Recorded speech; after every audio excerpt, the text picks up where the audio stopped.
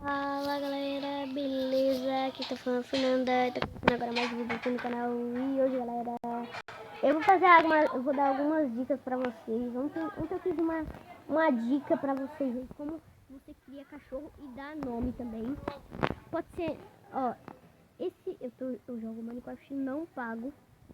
Esse Minecraft que não é pago, tá galera? E bora pras dicas, né galera?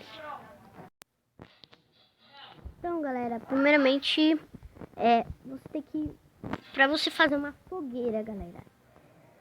Então, aqui eu preparei um espacinho aqui. Antes aqui eu já tinha feito um pouco aqui. Você pode usar ou pedra ou bloco de carvão. Vai precisar de um balde de lava, dinamite, isqueiro, né?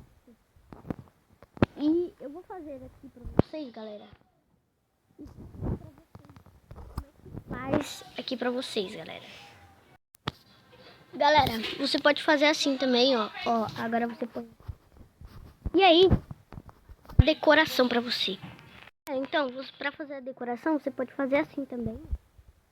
Coloca vinhos, aí você põe assim pra fazer uma decoração bem bonitinha.